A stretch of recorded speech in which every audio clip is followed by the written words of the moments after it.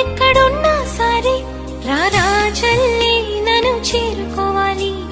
నా తోడుంటూ ఎన్నడైనా సరే పసి పాపల్లి నన్ను చూసుకోవాలి.